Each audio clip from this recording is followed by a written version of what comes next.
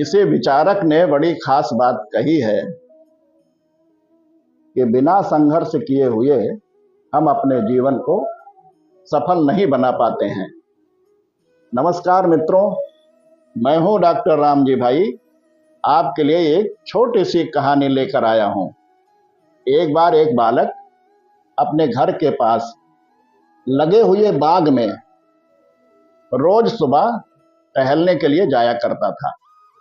एक दिन उसी बाग में टहलते हुए किनारे पर पेड़ के एक टहनी से लटकता हुआ एक तितली का कोकून यानी छत्ता दिखाई पड़ा। उसे देखकर बड़ा आनंद आया। अब वह रोज रोज उसे देखने के लिए उस बगीचे में जाने लगा। एक दिन उसने बड़े ध्यान से नोटिस किया तो उस कोकून में एक छोटा सा छेद बना हुआ दिखाई दिया। उस दिन वो आराम से वहीं पास में बैठ गया और उसे घंटों देखता रहा।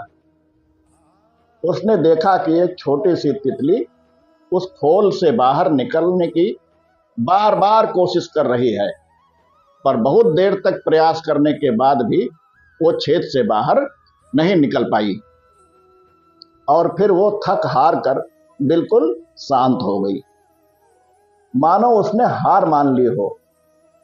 इसलिए पास में बैठा उस बालक ने यह निश्चय किया कि उस छोटी सी तितली की मदद करेगा।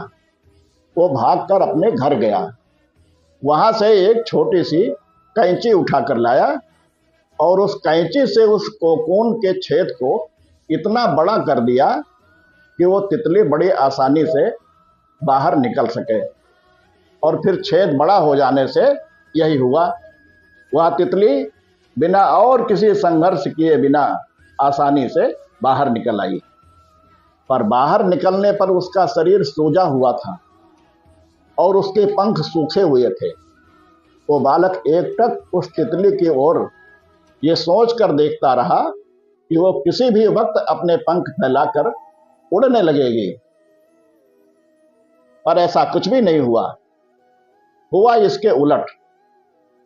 वह बेचारी तितली जीवन भर उड़ ही नहीं पाई और उसे अपनी बाकी की जिंदगी इधर उधर घिसटते हुए बितानी पड़ी।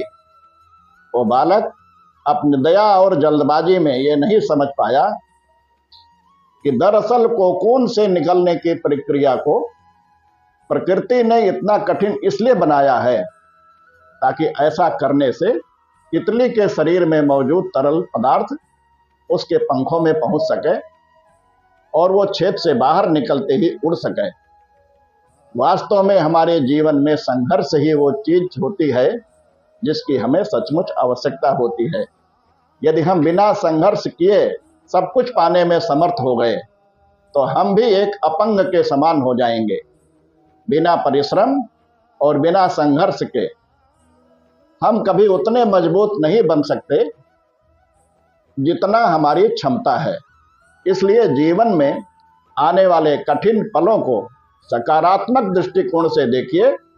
वो आपको कुछ ऐसा सिखा कर जाएगा जिससे आप अपनी जिंदगी की उड़ान को निश्चित बना पाएंगे। अगली बार फिर ऐसी ही कहानी सुनने के लिए आप इस चैनल को लाइक, शेयर एवं सब्सक्राइब करें। अगली भेंट होने तक सभी को नमस्कार।